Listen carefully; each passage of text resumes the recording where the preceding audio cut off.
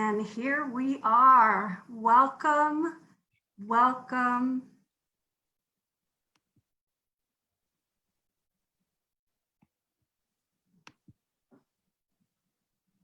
Welcome, everyone. Welcome to Race and Privilege, Part 2. I am here with the beautiful Debby Irving, Vernā Myers, and Malia Lazu. My name is Susanne Goldstein. And we are so grateful to all of you who are here with us today. I have to tell you, my heart has been pounding all day.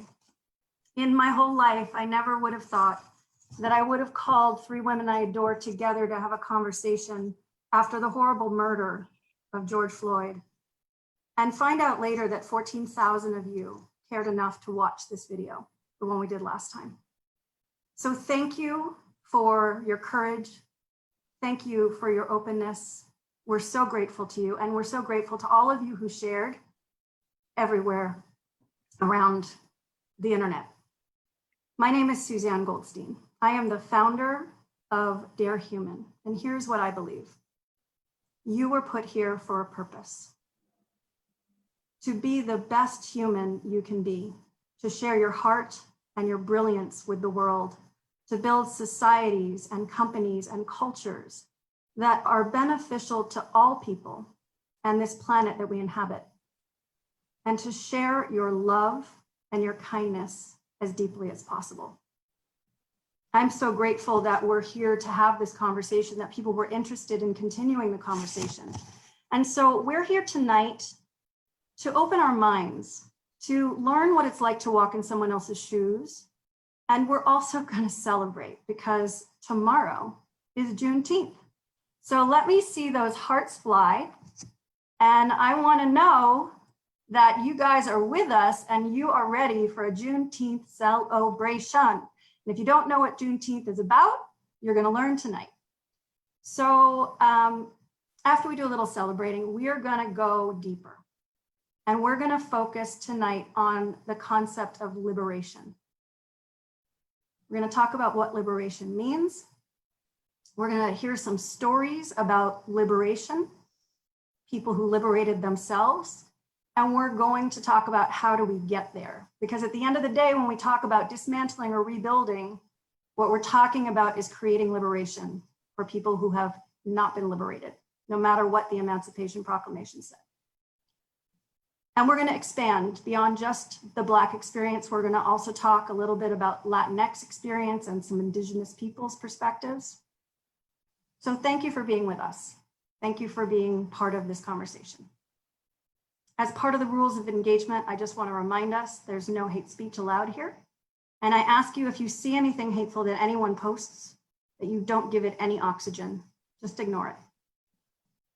So, without further ado, I want to introduce these remarkable women. Vernā Myers. Give us a wave, Vernā. Vernā is the VP of Inclusion Strategy for Netflix. Prior to Netflix, she ran her own consulting firm focused on diversity, inclusion, unconscious bias, and anti-racism in the workplace. I had the great honor of being her CEO for 4 years. Vernā's TED Talk about bias should be required viewing for everyone in this country. And her book, What If I Say the Wrong Thing, should be required reading. Thank you so much, Vernā. Malia Lazu is Regional President and Chief Experience and Culture Officer at Berkshire Bank, where she is creating innovative banking programs to make banking accessible to underbanked and unbanked Black and Brown people. Malia is a community organizer who has built programs to increase voter turnout, retrain and relaunch gang members, engaged 61,000 employees at MGM Resorts in an implicit bias scavenger hunt, and launched more than 20 minority-owned companies through her Accelerate Boston program. I've had the great honor of working side by side with Malia for many years, and together we are part of a coalition that is trying to heal the urban-rural divide in our country. And lastly, but definitely not least, is Debby Irving. Debby is a racial justice educator, an author who works with other white people to transform confusion into curiosity and anxiety into action. Her book, Waking Up White, follows her sometimes cringeworthy struggle to understand racism. Prior to writing her book, she was a general manager of Boston's Dance Umbrella, as well as Boston's First Night Celebration. She was a classroom teacher in both public and private schools in Boston. Ladies, thank you so much for being here. So, before we get into the deeper part of our discussion, I want to take this moment to take you on a little bit of a journey that I've been on lately.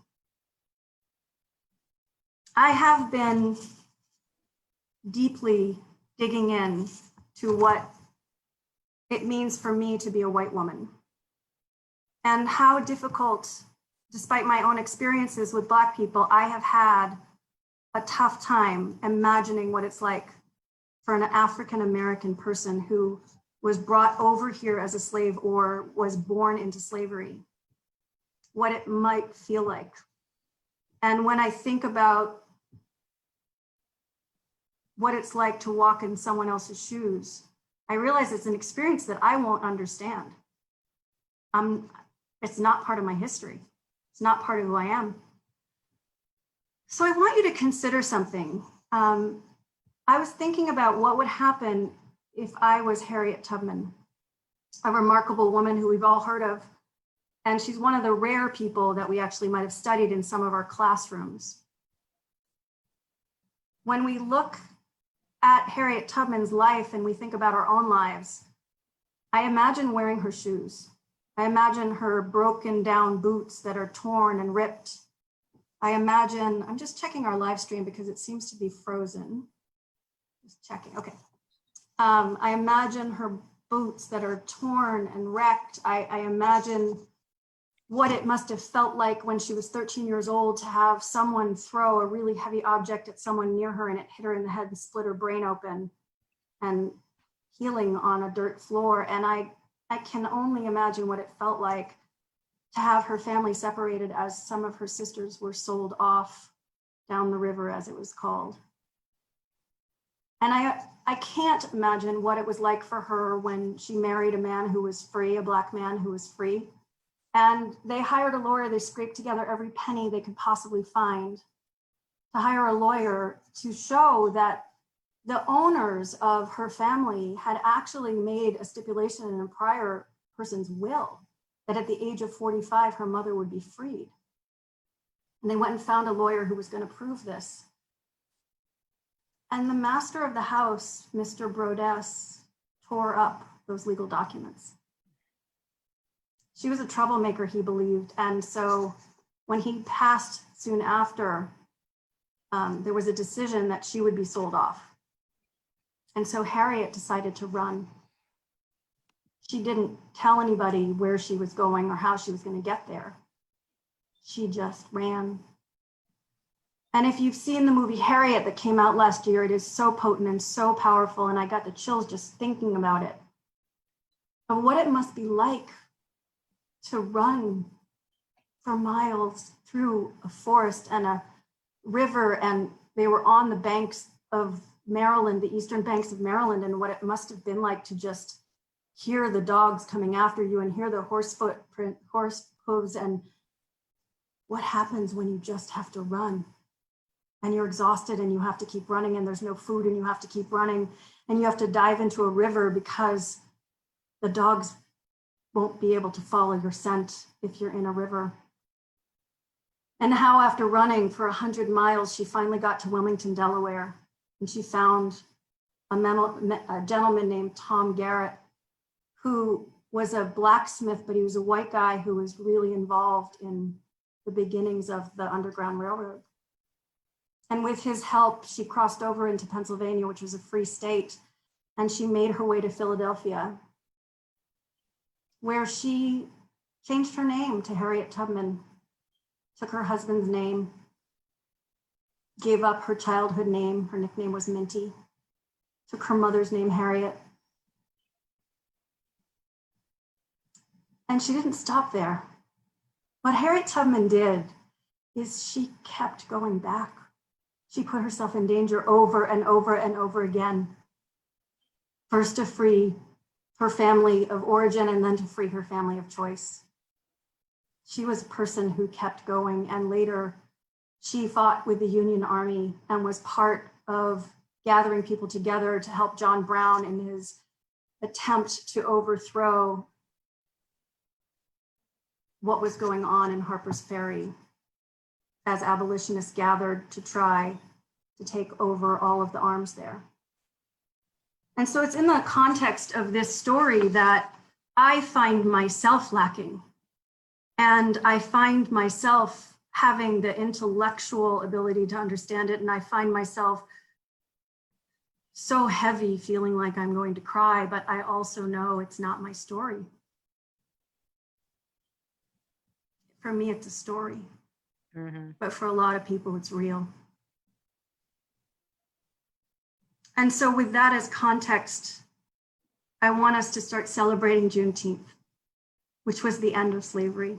And Malia is going to come forward and she's going to talk to us about what the Juneteenth holiday is about and some of the controversy about it. So with that, I thank you for being with us. And Malia, take it away. Thank you, Susanne, and happy Juneteenth. You know, I think so. Juneteenth is obviously a story. It's an indigenous, I think, part of African American culture, similar to spirituals, similar to the electric slide. No, but Kwanzaa. Right? It's things that we created when we got here. And the story about Juneteenth, I think it's coming to pass with a lot of folks, that the actual story, because that's controversial on whether it happened or not, and I'll get into that in a second, is really, it doesn't matter, you know. And I actually think if we want to tie a story to it, let's tie Harriet Tubman's story to it, right? Let's tie one of the many slaves who actively became free and actively fought for their freedom during the Civil War, right? And so the story of Juneteenth is about a group of slaves in Galveston, Texas, that it was, you know, a few years after slavery, and they didn't know, is how the story goes. And so a white Northern soldier on a horse rode up and saw them and said, "Hey, you're free." And that's the basic story. You may hear different, you know, people tell it differently, but that's the core of the story. Now, if you say that around some, you know, respected historians, they will say that is a white myth. Right, that it reinforces a story of the North, right? It reinforces that, you know, a story of a Northern soldier liberating these slaves. And what some say is that slaves knew they were free, just like they knew each other's spirituals. We had ways of talking to each other across state. And so whether it's true or not, I think leading into the 4th of July, and really recognizing that this country wasn't truly an independent country until it freed all its people. So maybe we're not independent. But, you know, it leads us to think about 4th of July in a different way. And to think about that 3/5, you know, part that we put in, and the ideas of that allowed America to grow on the backbone of human beings being deemed chattel. So whether it happened or not, I mean, if it did, God bless the Northern soldier. And if it didn't, that's fine too, right? The point is that slavery has stopped, and every generation of former slaves work to become more free. Wonderful. So thank you, Malia. I think it's really important to point out that a lot of people don't know what Juneteenth is, including some people in the White House until recently. And so I think that us taking a minute to make sure that this date gets acknowledged by everyone here. I'd love to see the hearts fly on the Facebook Live, just to see that people are getting what we're talking about. and why it's important to honor this date. Let me see those hearts fly. I want to look over and catch it. And now what we're going to do is we're going to step into a conversation about liberation and what it means, what we think liberation looks like. And this is the perfect time for you guys to start asking questions if you have them. My wonderful assistant, Ashley, is going to be catching your comments and sending them to me. So we'll be better at the comments than we were last time. And take it away, Debbie, Vernā, Malia. Vernā, you said something about the word liberation last week that just has been with me all week. I wonder if you would repeat that. Yeah. So, so much in the US, we talk about freedom. Freedom is like this precious concept for America, not just America, but definitely in America. But then I started saying, well, no, it's really liberation feels like a verb. It is a verb, quite frankly, where you are working out your own freedom, right? And that's certainly the history of Black people in this country. Also, a lot of groups where they've had to do the work of freeing themselves. Mm-hmm. And in general, I think that I got that concept about liberation because I was a big liberation theology person, right? And I was also a follower of Paulo Freire from Brazil, who wrote The Pedagogy of the Oppressed, and it made a huge impression on me. And so I started thinking about what it means to be free when people have decided mm-hmm. that you don't deserve to be, that they have deemed it a problem for you to have what everybody else understands as a natural right. And when you were talking, Susanne, about trying to imagine being in Harriet Tubman's shoes, I can't imagine that. I mean, a lot of Black people always say to themselves that they would never make it through slavery but on some level, that's because we have been able to speak up and kind of figure out how to liberate ourselves. And we can't imagine ourselves being quiet and actually being able to deal with oppression in that way. But the point that you made about going back for your family, and I remember I was in Nigeria and I got a chance to sort of walk along one of the routes where, unfortunately, slaves were led out to the ocean to get, can you imagine? You're you're just hanging out, you're doing whatever you're doing, and some folks come and they capture you. And often they're not folks you know, or they're folks you know, but there's a tribe and they're being paid off. And so you're all of a sudden you're in chains and you're walking to an ocean and being on a boat. You have no idea where you're going. And they also had this well of attenuation, which was actually supposedly drugs. So they would walk them through a mile and then they would drink from this well.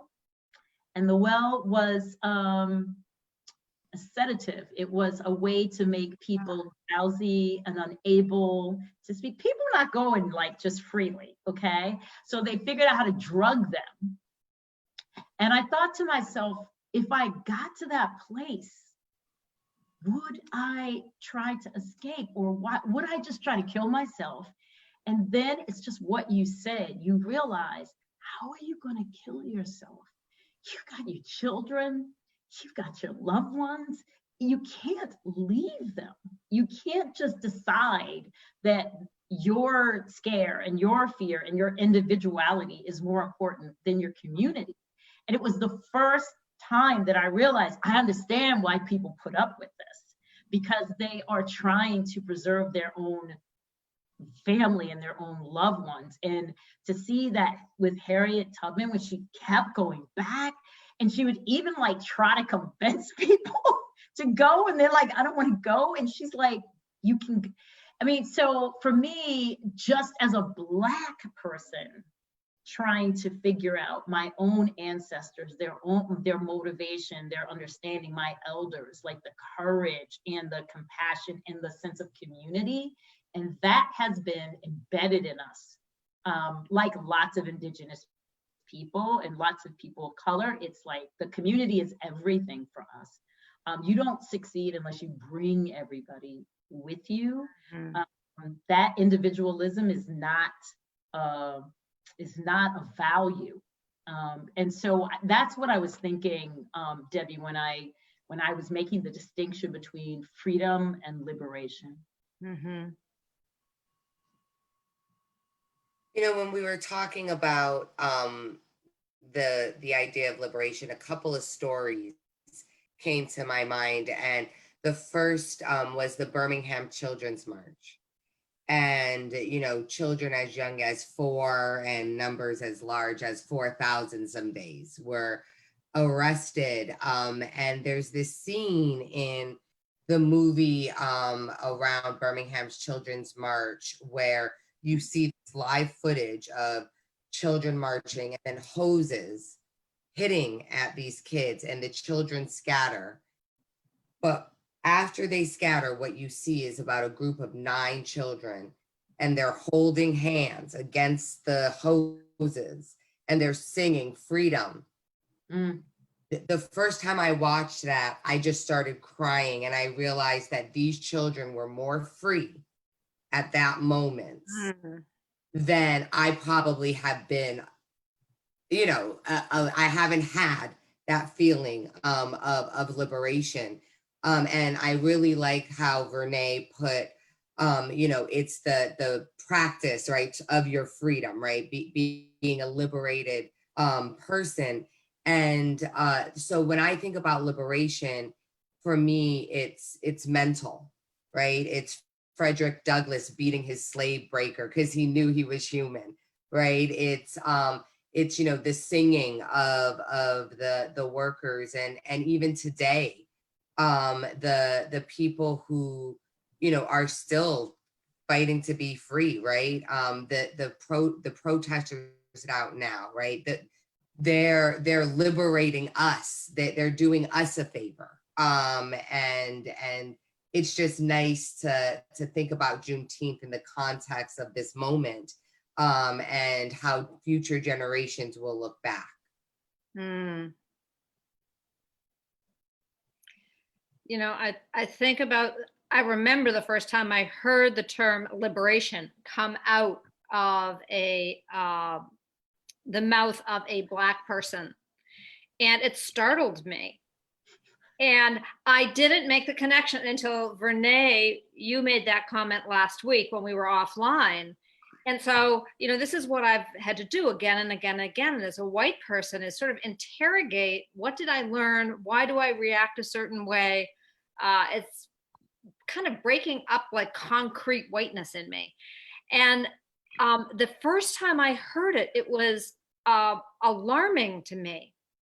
And I realize now that I had heard the word free out of white mouths and white documentation and the Constitution. So I was down with free. But the only people using the term liberation were people of color.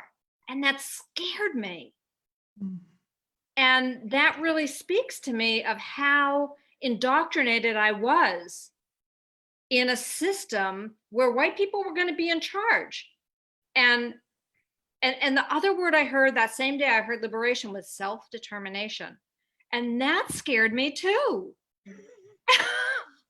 Because it really started to break up a paradigm for me. And it's scary to have a paradigm broken up. It has to happen. I mean, you all on the screen know that I believe the most important work we can do is inside ourselves.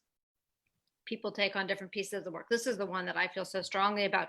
And it's just an example of a time where I had to go, why are you so freaked out by that word?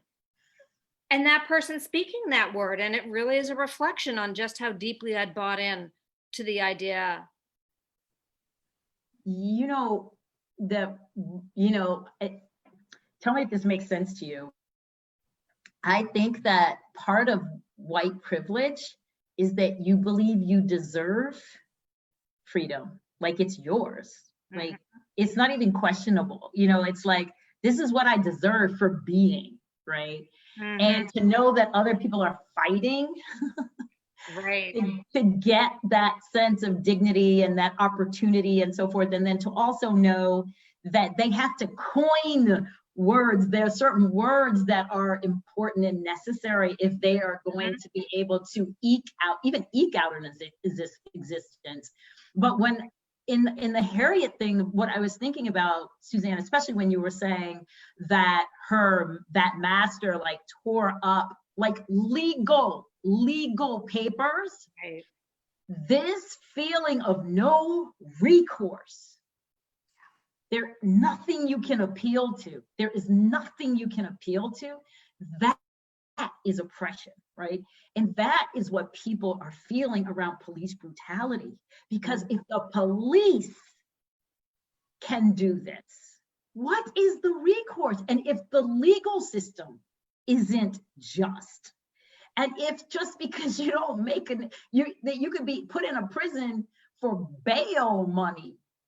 Did you know, like in some countries, they don't have bail money? They don't have the concept of bail, right? So this sense that you know you're right, you know you deserve to be treated in a particular way, and this is the craziest thing about Black people, to me, this Black African Americans, we are such believers. It's just like immigrants. Immigrants are more American than Americans, Yeah. right? It's like we truly believe, and we so believe in like the systems and doing right and all of that. And so we are devastated. We're often devastated when we recognize that this thing is so capricious. When you are in charge of everything, you can just decide, oh yeah, we did have that as a law, but not for you, right? It's heartbreaking. And so I think what's so exciting or so necessary around liberation is that somehow you have to keep up this level of hope in your own sense of humanity, despite the fact that they're telling you that you don't deserve it, that even if you could find it, they can always take it away from you.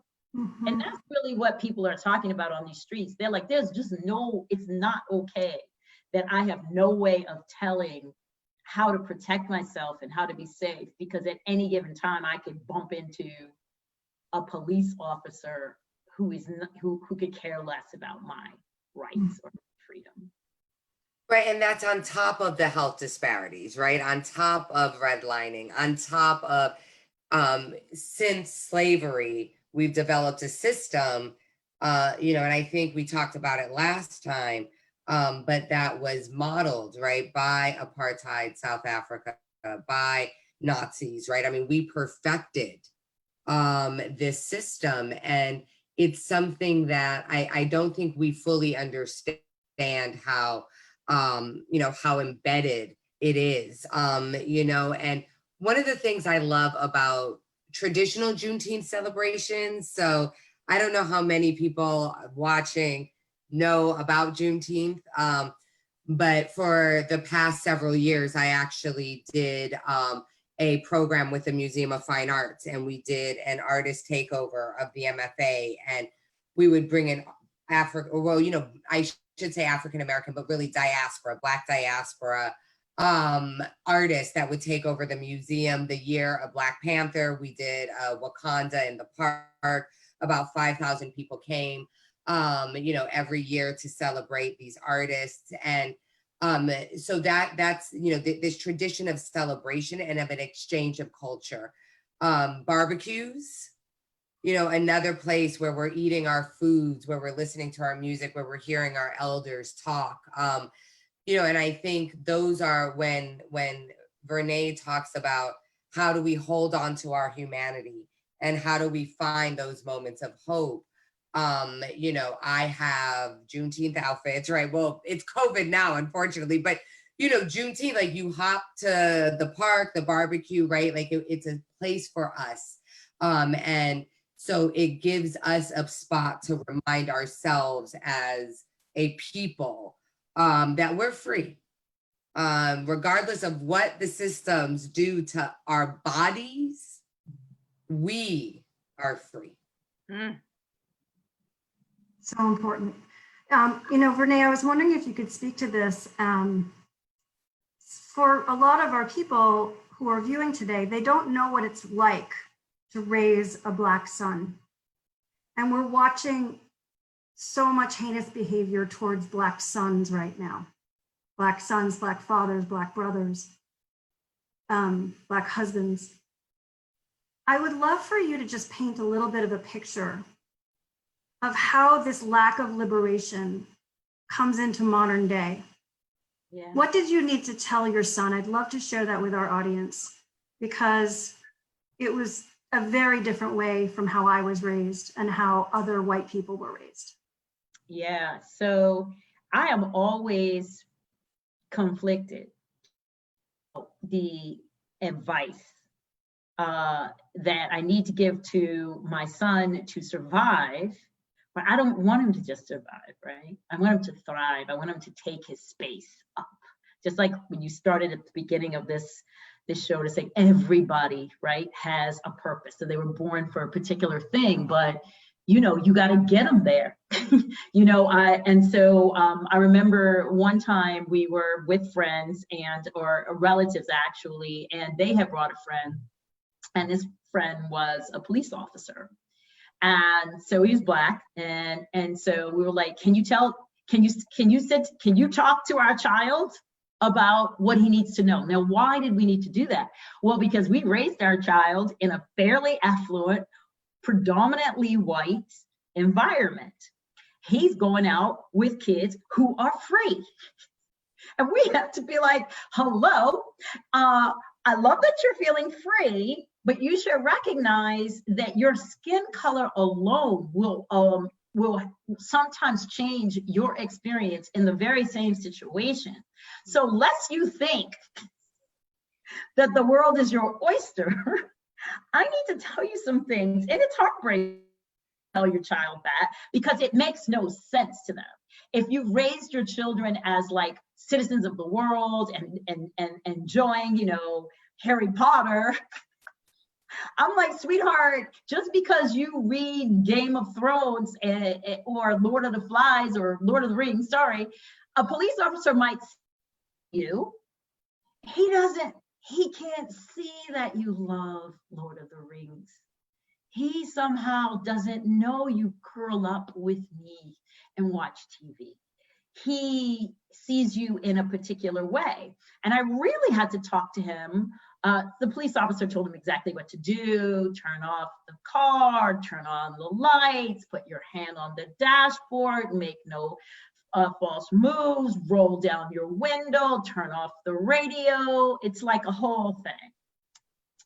But then there was one other time when, this is the problem with you when your mother is a lawyer, when he says, so mom, what is the search and seizure rule? Like, so say, if I'm stopped, can you go to my trunk or not? Like, what is that? What is that? What amendment is that? I'm like, you don't need to know any amendments, okay? You don't need to know.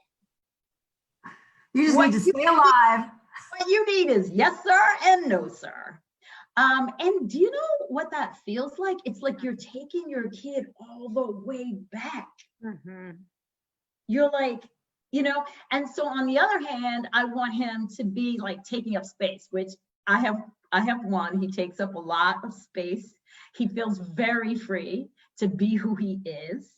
And I still worry about him. He's still on the streets. He's still not on the streets like not doing good stuff, on the streets organizing, trying self-determination, going to liberation conferences, understanding his manhood and all the ways that men have oppressed women. And he's all over it. And he's angry sometimes. I worry about his anger. I worry about how it's going to show up. I wonder if people are going to see his beautiful heart, and how much he has to give to the world and how much he deserves to be fully himself. But oppression, and this is the thing that our allies have to understand. White people have to understand that oppression is a problem for all of us. Because if my son can't be his true self, this is a world that you don't want to be part of, because we are missing out on human joy and gifts, people who have so much to share to make our world different. And so the racism and the oppression is a problem for all of us. And if you think it's just like, oh, too bad her son, what you have to be understanding is your son. Mm-hmm. Your son is trapped by this. Your children are trapped by this kind of world. And when you can kind of feel that, like, oh, my kids, do I want my kids in this type of oppression, helping to further it? That's where you go, oh, no, I'm not okay with that. And I'm willing to spend some of my privilege to break that up, or to envision, as Malia told us last time, a different world. Yeah. Vernā, I want to go to Malia next, but I just want to say one thing. First of all, thank you for sharing that story. It's so powerful. I think a lot of people don't have that perspective. They've never sat across the kitchen table telling their son those things. And what I want to mention to white people is the following: like, when you recognize that you have privilege, it is our job to go out of our way to use our privilege for people who have less privilege. And it is a risky thing to do, because the first time I did it, I have all kinds of white people mad at me. And then I had to say, I don't care, because it's the right thing to do. It's the right thing to say. So just know that part of this journey to liberation is that we have to get uncomfortable about who we are and put ourselves in harm's way.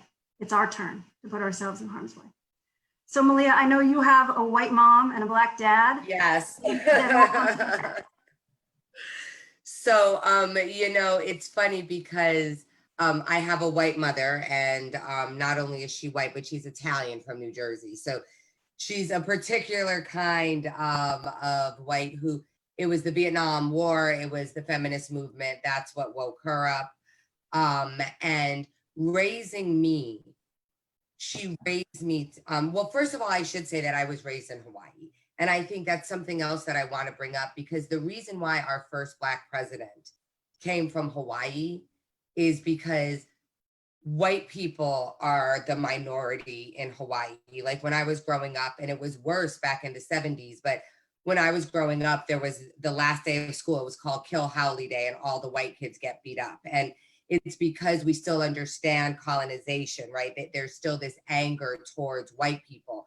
So if there's a fight, and if it's a white person and a local person, like, the local people are going to make sure that they're okay, right? Like, so you still have that. It was 1956, I believe, that Hawaii became a state, right? So you still have that. So when Obama was growing up, he wasn't growing up as the N-word, right? Like, he wasn't growing up as that. Like, he was a brown kid. He looked like everyone else who was growing up in Hawaii.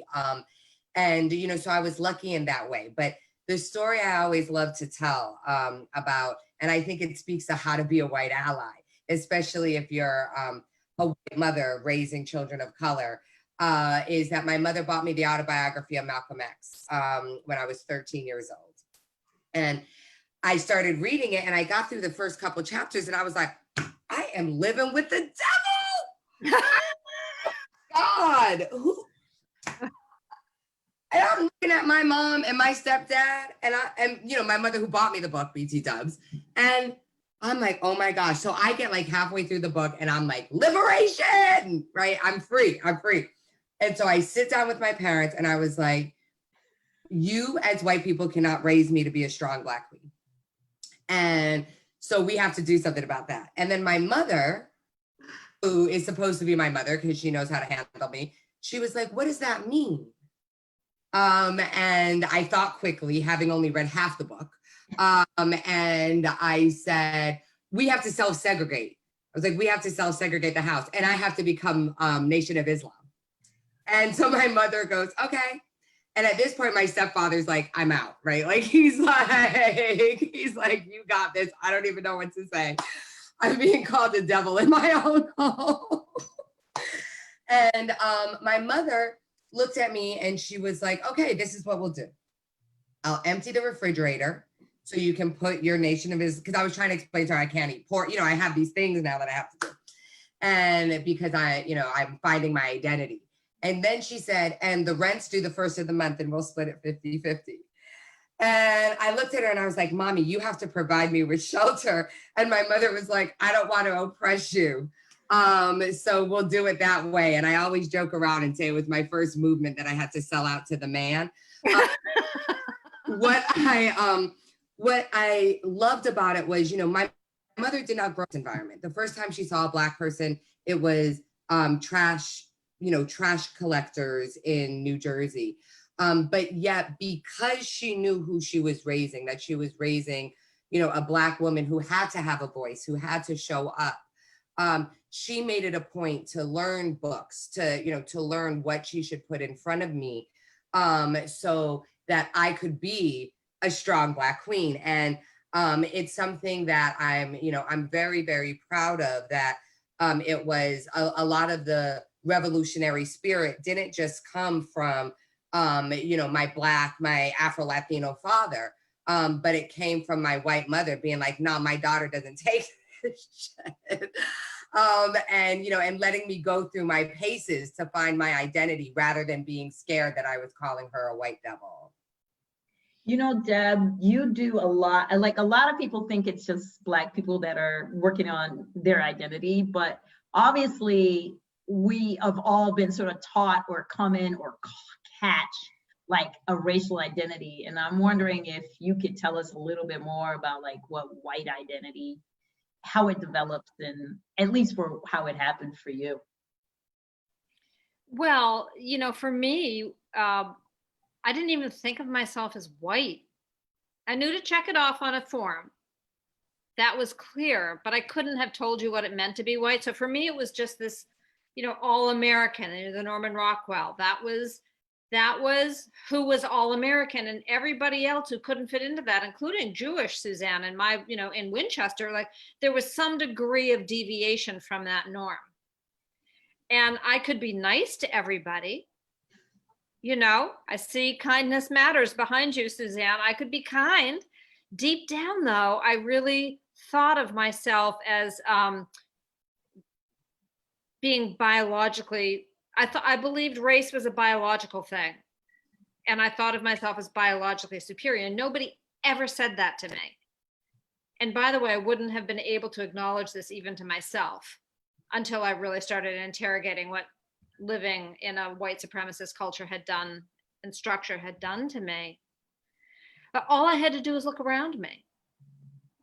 Like, who was living in the big houses? Who was on TV? So, even Susanne, when you say most people in the introduction, you said most people don't know about Juneteenth. Most white people don't know about Juneteenth. So all I was being exposed to was what most white people knew again and again. So I wasn't, and the only time I was presented with minorities, and I don't like that term because people of color are the global majority, talk about the power of language. Anytime I was presented with a person who was not white, it came packaged in this horrific stereotype. I mean, this is the 1960s. So, there were cartoon characters. There were these token characters who would show up in books and films. Think of Gone with the Wind. I had no idea. I mean, Vernā, your TED Talk, like I didn't know that there were Black male lawyers and doctors. And the other thing is, slavery wasn't taught in my school. If it had been, it would have started with slavery. Nobody ever taught me about what was going on in Africa. There's this vast history of African civilization. Right. And even like little childhood books like Babar, I don't know if you know that children's book series about the elephant. Love Babar. Okay, well, there's the most racist picture in the world in Babar. Which one? There are a lot of Babars. There are a lot of Babars. Well, it's the one where the cousins go off to Africa and the cannibals come out of the jungle. Oh, that would have been banned in my home. Yeah, I was gonna say I didn't get that Babar book. Yeah, it's just one page. But it really, it was okay. So little droplets too, and Tarzan. So I get this image that what's going on in Africa is there are a bunch of naked people running around. I have no sense of the sophisticated civilization, or that the people who were enslaved were blacksmiths and, you know, some form of bankers and educators and philosophers and architects. Like, that was just not a part of my world. And so I was able to buy into this horrific, primitive, subhuman, savage. Oh, and then National Geographic was arriving at my house, you know, with the distended belly. So all of that, and the erasure of indigenous people, you know, all of that combined to allow me to just buy into the idea that there was this really special kind of human being in the world. I bet you nobody talked to you about Black Wall Street either, did they? No. And do you know that the story of Black Wall Street is not in my book? Because I stumbled across it accidentally doing a Google search about 2 years after my book came out. Vernā, will you tell us about Black Wall Street? Yeah. Because I think it's come up a lot in the past week, Tulsa, Raleigh, et cetera. Can you give us a little history lesson? Which one of us? Which one? Oh, Vernā. Oh, okay. So it's so interesting because I was in Tulsa like maybe 3 years ago, and I learned, I mean, I heard about Black Wall Street. I had heard about it a lot, but I never was in Tulsa. And so to walk around and to see what had been obliterated and destroyed, because, and it's so classic. It's like an Amy Cooper situation back in the day where a Black kid gets in an elevator with a white woman, and when she comes out, she accuses him of molesting or assaulting her. There's this rush to judgment, right? And then all of a sudden, all of the rights, there are no rights, is you're Black, and God forbid you have touched one of our precious items of, because sadly women are still items in that time. Our lily white item. Yes, exactly. Pure. You've contaminated her. And so little by little, basically, the town, the white people came from everywhere to pull this man out of jail, to kill him, and then proceeded to set the entire town on fire. And this town was a group of like a powerful, wealthy, hardworking Black community, banking, you name it. The wealthiest. Yes, the wealthiest. In the country, not just Black, just like in the country. Exactly. It would be, and so this was like, and there were a lot of these places where. And this was 1921, so it's not like it was. Where 200 Central years Park ago. was. I mean, It's Central people's- Park it's used to be an people's affluent father. Black community. My father was born in 1925. This is like taking not only your relatives, and people like, why can't Black people get it together? We would love to if you stop killing us. And because what happens, what happens is you just don't kill the individual. If you kill the man, especially in a paternalistic world and society, you're killing money, you're killing the homes. Do you know how hard it is to get a home and then like get another home and to build back the town? Little by little, they decided they weren't going to go anywhere. They were going to come back. It was like fires and everything, and they really tried to rebuild. But that is still having incredibly detrimental impact on those families, because when you're wealthy and you are like, everything is taken from you, and you don't have a grandfather who can help you because they were enslaved or they were like subjected to more oppression, what are you going to do? You have to build that whole thing back. That could have been like my dad, which means that it would have impacted where I am right now in this world. And, you know, I was been thinking about my dad a lot because he's not well. And I've been thinking about the incredible sacrifice he made for me, working 3 jobs all the time. But also I was thinking about the discrimination he ran into in 1955 because he was a firefighter. But it was the first year they let Black people run into buildings and risk their lives. Apparently, They were not good enough to be firefighters. And so finally he kind of broke the line, the racial barrier there. But then of course, because he wasn't allowed into the union, him being a very proud man, as a Black person, the unions would exclude him. When he finally was invited into the union, he said, no, thank you. And he was then blacklisted and never moved up in the fire department because he did not do the bidding of those who were had the institutional power. And so that has a real impact on my life. It has an impact on my son's life. When you're talking about building wealth or maintaining wealth, the same thing with like not being able to get loans in home, to buy a house. And we all know that in America, that's where— Or insurance. Yes, or insurance, or your insurance is higher because you're in Exactly. the I mean, and neighborhood. that's part of the whole disaster. Go in that neighborhood, but then they're going to charge you more for your car, for your insurance. You're like, this is what we call that systemic, where all the systems are supporting each other and also making it impossible for people, hardworking people, to really experience the fruit of their labor. And it's generational.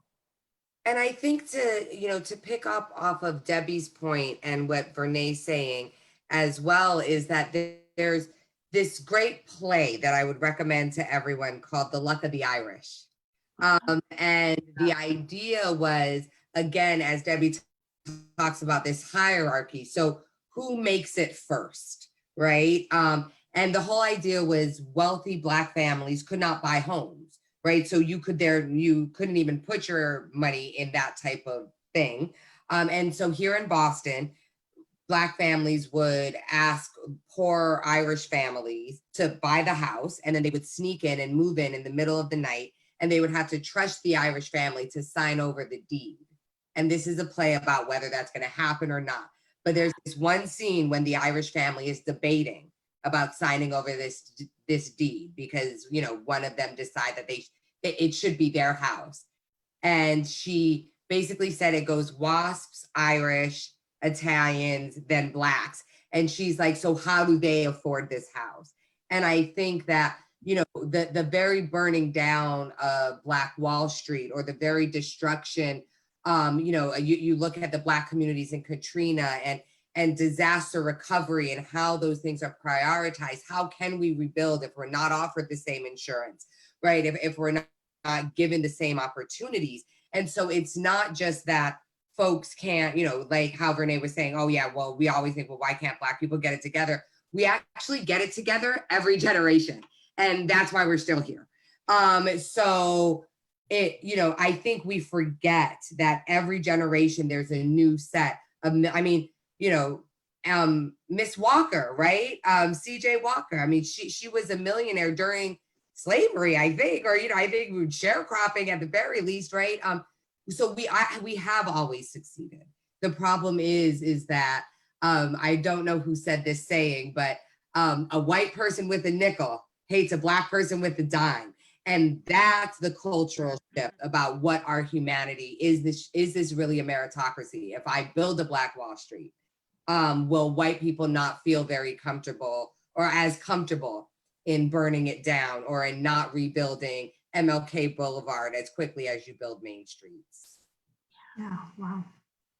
Can I elaborate a little bit on Black Wall Street? Because when I learned what it was, this is before, we even get to its destruction. I couldn't believe that I had not been taught the history of Black Wall Street, because it is such an extraordinary story. And what would it, so I am pulling up a little slide I have here. So just to give people a sense, it was 40 blocks. It wasn't just a street. It's 40 blocks in Tulsa, Oklahoma, that had 600 businesses, 21 churches, 21 restaurants, 30 grocery stores, 21 movie theaters, 6 private airplanes, 1 hospital, 1 bank, and its own school system. And this is that collectivism that Vernā, you were talking about. These people were pooling all of their resources and working collectively to try to make up for, centuries of having been used for free labor and not being able to accumulate anything. So just that story alone, like, why didn't I learn about that? I was a history major. I have an MBA. We talked about Wall Street every day. Never heard about it. And then the destruction of it, it wasn't just the white citizens and the KKK who were living around this 40 block area. The Tulsa police force, it lasted 36 hours. Tulsa police force came in. The National Guard was called, and both the police force and the National Guard came in support of the white people. Yeah. Ultimately, the United States Air Force came and bombed from overhead. So, yeah, most white people don't know about Juneteenth. So it's very hard for white people to understand why a Trump rally on Juneteenth in Tulsa is so problematic. The massacre of Black Wall Street was considered by many people of color as the #1 act of domestic terrorism on US soil. I would argue that attempted indigenous genocides in there, but it wasn't just a street. It was this massive undertaking. Deb, I never even knew about the Harlem Renaissance. I had to go to college. I had to go to college to hear about the Harlem Renaissance. I was like, what? Black people have been writing and doing poetry and like created this entire community of artists. And it was that was the place to be. And there was all this brilliance. I'm like, how didn't anyone tell me this? I got very angry in college, because in college you can actually go into the bookstore and get whatever you want. And I got into in bookstore, and I'm like, oh, African American studies or whatever. And I'm like, I go over there and it's like shelves and shelves of books. And I'm like, are you kidding me? We've been writing and I don't even know about it. How can I not know about it?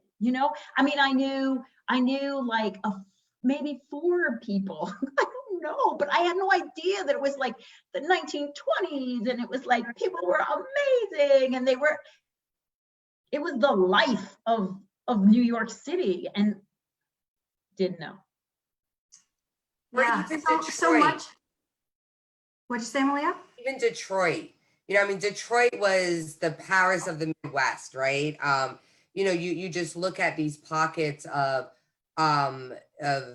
Black creation of America and of American culture. And what I like about those stories, and not the massacre, but the stories, is that they're many, right? Like, I think we forget just how much Black people have been able to thrive under the thumb of white supremacy and white oppression. And it's, so I feel like Juneteenth is a time to do that. Juneteenth is a time I would rather have it be a celebration than a day of atonement. And atonement is important too. And maybe we do that on another day. But, just thinking about the Harlem Renaissance, I mean, I started thinking about, Langston Hughes and, just the writings of wordings of our freedom and everything. And then I went Jean Toomer. Exactly. And then I went to New Orleans, right? Like it's I think it's really unfortunate, because it speaks to the privilege of the blind spot. You've been dancing to our music for 300 years. Yeah. Mandingo, right? I mean, we can get real about it. I won't. But we can say you thought we were chattel and then we had your babies. So we can hang in the, or we can be like, I don't know anyone who has sex with a chair, right? So we obviously were sitting in that nuance a little bit, because they would have been considered perverts, but they weren't. They weren't considered perverts. Wilberforce is a perfect example as a place where slave masters would take their Black concubines, right? So we were nuanced then, and I just don't want, this last of knowledge, I think it's important to become observant about the contradiction today. And learning helps you know that there's other things. The Move House, another place where planes flew over and bombed people, right? And killed women and children in Philadelphia in the 70s. We could go on and on. But watch for the small confirmations in whose life is worth what. When you're sitting at a meeting, see who talks and see who gets reaffirmed in that talking. When you're sitting at a restaurant, just notice if you see a Black family, notice how they're waited on versus others. Because you don't have to know history, it's happening today. And you can just look around and you can see Emmett Till and, Christian Cooper, to Vernā's point, a birder. I was like, oh, good, I'm glad to know we do have birders, I don't get to see Black birders, right?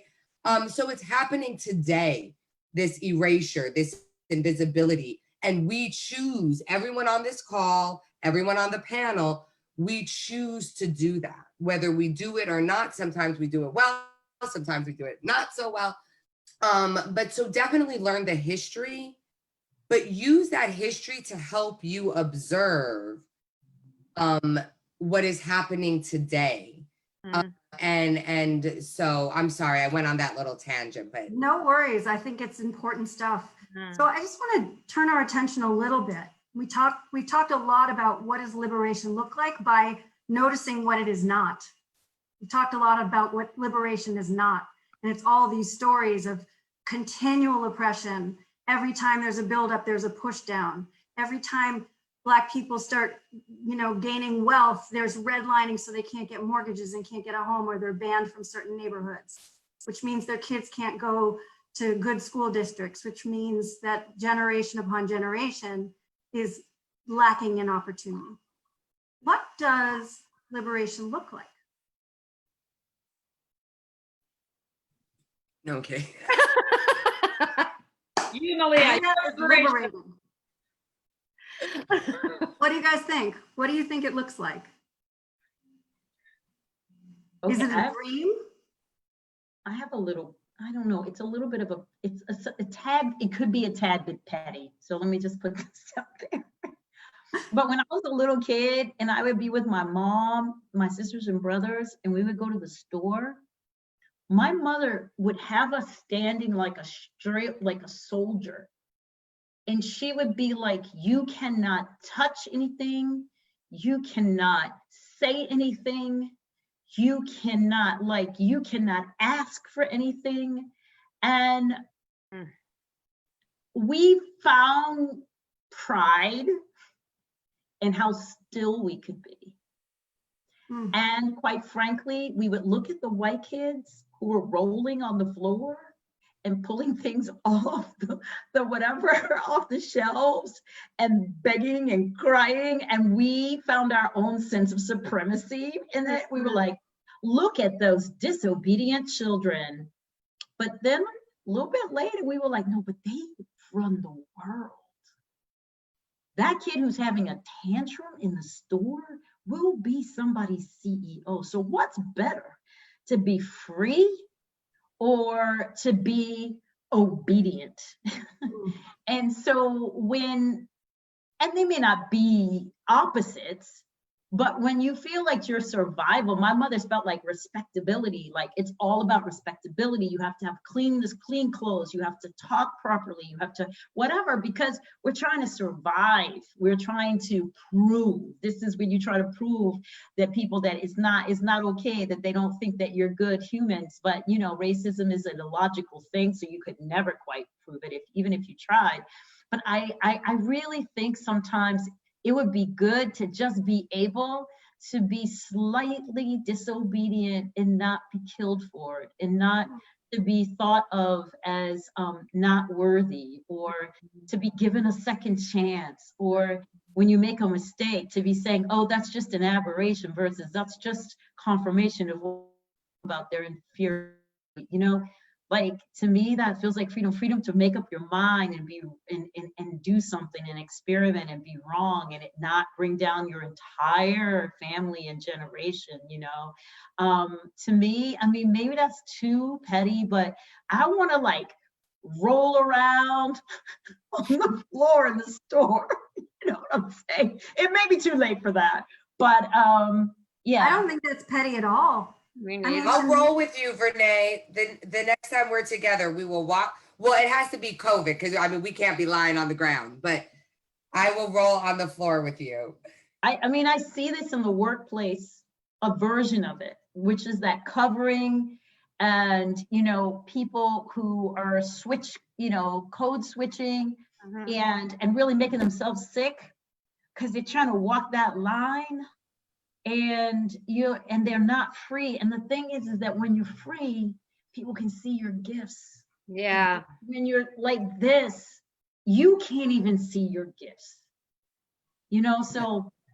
You know, there's a magical place that Malia and Vernā and I have spent some time together. It's this island off of Massachusetts called Martha's Vineyard. And during the month of August in Martha's Vineyard, all the Black people around the country who can get there, go there. And there's this one whole half of the island that is just fine Black people everywhere you look. And that to me is the closest I've gotten to see Black freedom. Yeah, that's a good one. Because it is it even doesn't even have the crusty of Boston. Like there's people that I know here in Boston who will barely say hello to you on the street, but you get on the aisle and they're like, hey, how's it going? It's like there's this freedom that people feel because there, Black people are the majority and they're welcome. And that to me is the closest I've seen. But as soon as that month of August is over, we all go back to our reality. You know, it reminds me, this could be an interesting frame. One of the questions I ask people when I start a workshop is I ask people to think of somebody in their life who they absolutely love being with. Somebody who they just can't wait to be with. When they're with them, they don't want it to end. And I say, you know, how do you feel when you're with this person? And how does that person do that? And who are you when you're with that person? Then I ask them to turn and talk to someone beside them about their person and the energy, because, you know, people are afraid when they're coming to a Debby Irving workshop that, you know, they're white people, they're going to be called out. And the energy in the room comes up. And I say, you know, how do you feel? If you could capture it in a word, how do you feel when you're with that person? And it's affirmed, loved, funny, whatever. And I say, so hold on to that. Let's consider that your 100% self. And then I share this. When I go into schools and workplaces, I ask the people I am working with, what percentage of yourself can you bring into this space? And the first time it was from Dr. Eddie Moore Jr., Black man who started the White Privilege Conference. I saw him ask a similar question. And when I watched him ask that similar question to a group of high school students, I wasn't sure what that question meant. And I watched the white people in the space not quite sure how to make meaning of that. And I saw every kid in the room have an answer like that. And the kids of color's answers were devastating. They were like, I bring 50% of myself here, 60. And I remember this one young guy who was a Black kid said, I probably bring 30% of myself here. And this was a private school. And he said, that's 70% of myself I leave out in the car every morning with my mother. Those are the parts of myself I love the most. My risk-taking, that's my sense of humor. That's my generosity. That's my brilliance. That's my loud self. And it really helped me understand how a single culture, a single building, a single office space can allow some people to thrive and other people to have to do what Vernā is saying, just clip your wings and just totally comply. And so for me, I think maybe liberation is, could we get to a place where we're all at 100%? Yeah. I mean, it's definitely a good vision, Debbie. Yeah, that's our human potential. both individually, because I don't think that as individuals we reach our human potential if we collectively don't do it. For all the reasons you're saying at the beginning, Vernā, like if this is what my kid's going through, you don't want your kid in that world. Yeah. You know, so one of the things that I spend a lot of time talking to people about is emotional intelligence. And it's always interesting to me when you go on a journey about learning about emotional intelligence, your own self-awareness, your own personal power. What is interesting to consider is that a lot of white people don't have a lot of emotional intelligence, not because they're not capable of it, because they haven't needed to develop it. Whereas if you're a Black person, you got to have your emotional intelligence up here, because you need to know which parts of yourself to leave behind. You need to know when it's okay to say what, which words you can bring into a scenario, and you're constantly moderating and stopping yourself from doing this, that, and the other thing. There is an awareness that comes from the way that you're brought up. And so perhaps one of the things that we need to consider is like, how do we elevate the awareness from the majority group, the white group, so that the people who are constantly bringing their awareness are not so exhausted. One of the things I hear from my Black friends all the time is I'm exhausted from having to explain to white people what's going on. And I'm grateful to my Black friends who have done this with me over the decades, but it's a real thing. It's that exhaustion of, can we just get there? So I think part of this journey is that white people have to bring themselves to the table to create environments where people can thrive, where people can bring themselves. They get permission without penalty for bringing themselves to the table.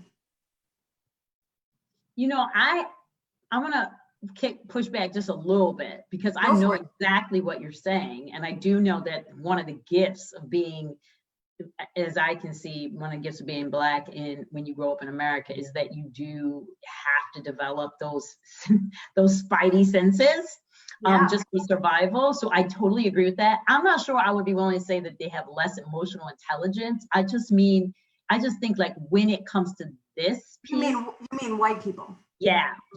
I just mean around this issue. Okay, I wanted to just say that, because all, white people, that's just one of their identities, but they got a lot of other identities that could actually help them with systemic issues as well. It could be that you're poor, you kind of get it, you kind of know something's wrong. Not everybody got that nice kitchen on a commercial, right? You're like, you are lying to me. Have you noticed everybody has a nice kitchen on? Anyway, but it's also, it could be about their sexual orientation. It could be about disability. So there are ways that white people can have grown some of that spidey sense.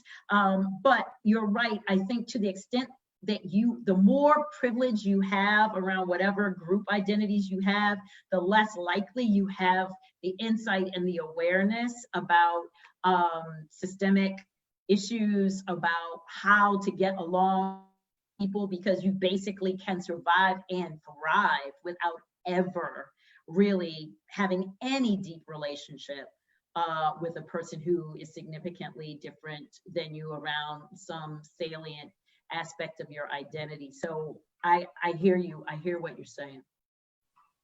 I want to jump. I want to jump in and say that I do think that to be the oppressor does take shutting off of a piece of yourself, and think about, Frederick Douglass talking about his owner and how his owner became more violent with him. His owner also became more violent with his wife. Because what you have to do to dehumanize, what you have to do, to be, this 8 minute and 46, right? 8 minute and 46 second video. That's what it took again for white people to be woken up again. Right? So, I don't know if it's, emotional and like, I don't know what I'm not a psychiatrist, but there is something in the needing to comfort them, in order to go on, that I think does also do something to your own humanity. You know, and Debbie said something that that I wanted to pull out because, you know, I'm in a bank, and I had to write a resume to get this job. I'm not corporate. They found me teaching at Sloan. You know, I was teaching this week course at Sloan at MIT, and clipping wings is a choice when you know you're free.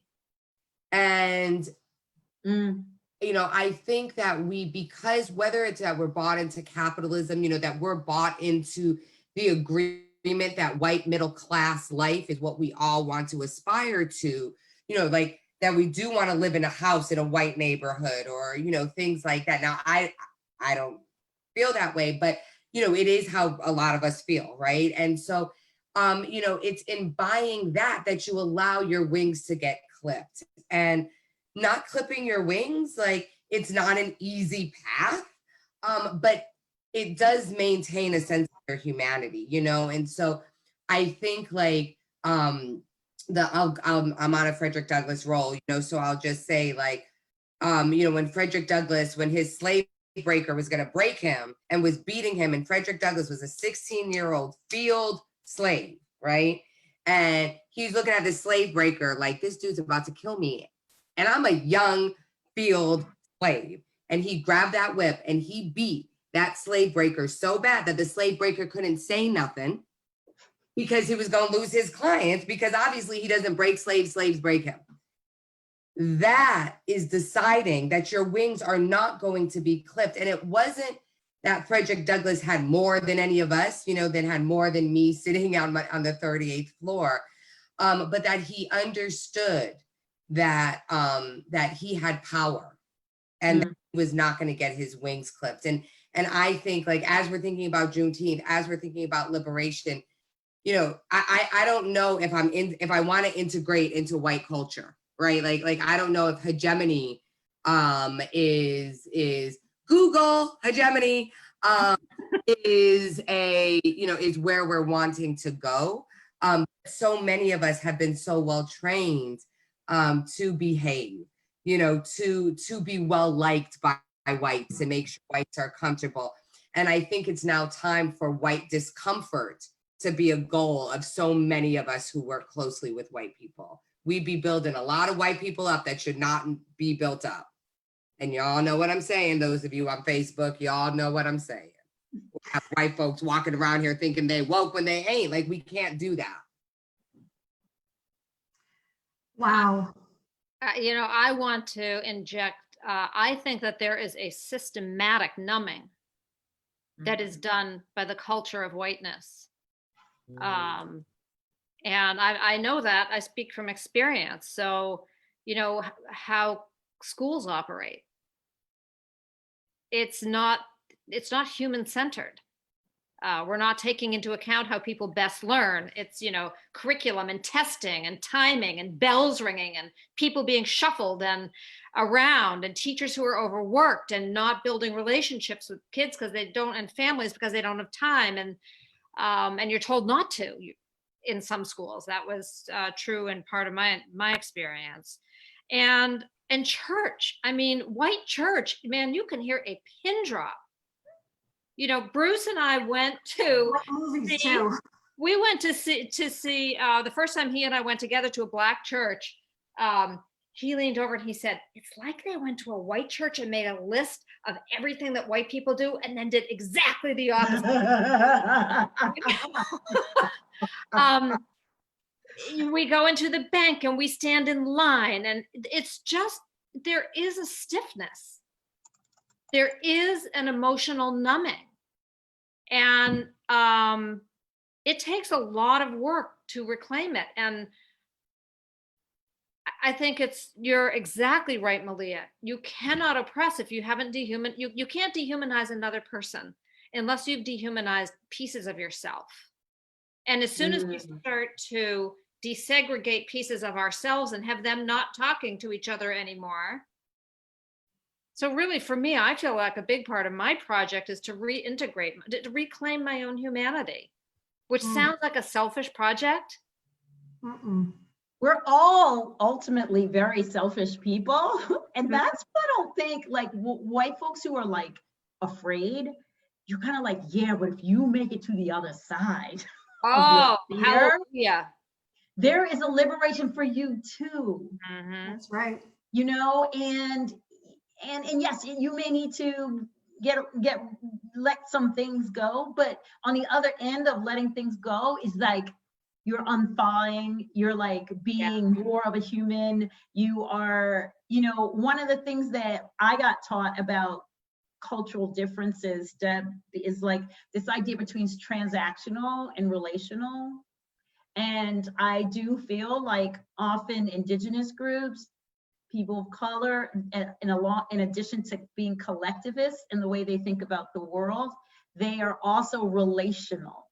Mhm. And that is often used against us. Right. Right? I mean, you can see it in really small things like time. Oh, time. Time, right? Like they gotta be on time. It's like morally bankrupt if you don't show up. And you got to be quiet in the movies. Right. Yeah. They just watch a movie so quiet. And then, but if you're That's black, because we're you're not like, supposed to have any fun. I know, but it's like if you're black, you're like, hey, I'm in time. I might not be on time, but I'm in time. You know what I'm saying? Right. I was talking to my mother, and that seemed more important than getting here right now. And so, you know, I mean, these are generalizations. It's not that case in every situation, but you do see these distinct cultural differences. And I love what you're saying, Debbie, because I do think the rhythm, that what's in it for me, if you were at least initially motivated that way, you will recognize and understand that on the other side of being an ally is a lot of joy. It's a less shame, it's less guilt, and it's a humanity. And I wanted to tell you all about my favorite person. Can I tell you about a person? Because we were going to talk about, okay, do we have still time? Oh, we have a little bit of time, so I want to go fast. Which is like, Susanne asked us to think about a person that we kind of associate with liberation and freedom. And I remembered that, you know, I grew up in a little Black elementary school. So while I didn't know about the Harlem Renaissance, because I guess they thought that was a little too ahead of my time or whatever, they did tell us about a few people. Like we did get like Ralph Bunche, and we got, you know, Frederick Douglass, and we got Paul Laurence Dunbar, but we also got Phyllis Wheatley. Okay, do you all know about okay, so Phyllis Wheatley was born in the 1700s, and she was a slave. She was sold from like Gambia or something at 8 years old into the United States slavery system, and she got into Boston. So all you Boston people, all you Northerners who think there wasn't slavery in the North, there was. And her slave owners decided that they were going to educate her on like Greek and Latin and ancient whatever, and she was just so awesome. She became a poet as a little girl. This made so much of an impression on me, because I'm like, and this is what you were saying, Malia, like there's a condition of freedom, and then there's like your mind and what you're doing with what you have. And this woman made a whole book of poetry, and she got it published. Mm-hmm. And she was just one of the best known poets. Now, she also had a bad end of her life, which goes into institutional slavery. She ultimately got out, and then she married someone, and then she lost 3 desolate. And she never got her second set of poems published. So that's what the institution can do, but I wanted to share one thing she wrote because it just blew my mind. You're so cute. She wrote, "In every human beast, God has implanted a principle which we call the love of freedom. It is impatient of oppression, and it pants for deliverance." 1700s, slave. Wow. Right? And all of this is how I feel about this time right now. There is an impatience for oppression, and there is a panting for deliverance. Wow. Blew my mind. Ladies, you blow my mind. What an incredible conversation. So I want to turn this to our audience for a minute. I've been glancing over at the comments and kind of checking in when I could. It seems like the couple questions that I gleaned, we covered as we went through various things. First of all, I want to ask our audience, was this conversation as powerful for you as the first one? And do you want to see us continue? Is this the kind of thing that is really important for you in terms of your growth? It is our intention that if you guys are enjoying this, that we will come back to the table every handful of weeks and bring you another topic that we think is really powerful to help us all grow to this next level. So let me know in the comments or through lots of hearts or however you want to show us in this so I can look over at the Facebook later and check it out. I do want to offer up two opportunities moving forward for things that can happen.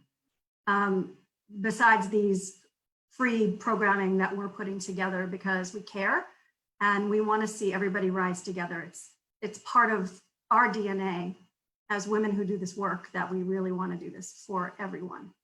I've been talking with Malia about some things that we want to do, and Debbie and Vernā are also excited about what we have in mind. And so Malia and I are going to be launching something called Inclusion Business School. An Inclusion Business School is going to be a long-running program for a group of 20 female leaders who are conscious, and they're really interested in putting inclusion in their sites. They're really interested in taking what they know to their businesses, to their entrepreneurial endeavors, to the corporations that they work at, and learn the tools through a mastermind of women who are really looking to have an environment where they can test things out, they can try it on, they can learn, they can get both educated and have a playground to try out things so they don't feel like they're bringing it forward and worried about making a mistake. So that's something we're going to be launching. And both Vernā and Debbie have agreed to be guest speakers in that program. One of the standards of my business, DAREHuman, is that for every paid program I do a free program. This is our free program, and Inclusion Business School is a paid program. If it is something that you or your company are interested in getting involved in, please DM me on Facebook. You can find me that way. I'd be happy to give you all the information. As a freebie, Malia and I are going to go live tomorrow, Friday, at 6:15 Eastern, and we're going to talk about the 4 things that you need to know right now to build an inclusive business. So that's what we're going to be doing tomorrow at 6:15. It was originally 3 things, and then Malia and I got on our planning call and we're like, nope, it's 4. So we're going to give you 4 things that you need to know to build an inclusive business. And they're going to be really big categories because there's way more than 4 things, but we're going to give you the buckets. We're going to give you what we believe you need to know to start this journey. So you have 2 opportunities to move forward with us right away. One of them is tomorrow at 6:15 Eastern, right here on my Facebook personal page. And then the next one is with Inclusion Business School, which is going to be a year-long program for female leaders who just want to take it to the next level. So I want to thank our panelists for giving their hearts, for bringing their brilliance, for knowing that we're put on this planet together to make it a better place, and for helping all of us get clearer about what the purpose and opportunity we have in front of us. So thank you, ladies. Thank you for all of you who've been with us for this hour-and-a-half conversation. It'll be posted as soon as we're finished and it goes up live. Feel free to share it. We want to keep the conversation going. We do not want this to be like 5 years ago, where everybody got all inflamed for a minute and then it fell apart again. So that's what we're committed to. Please stay with us. Thank you all. I appreciate you. Suzanne. Thanks, Suzanne. Love you guys. So much fun. Bye, you all. Thank you. Thanks everybody for tuning Bye. in, and we'll see you again soon.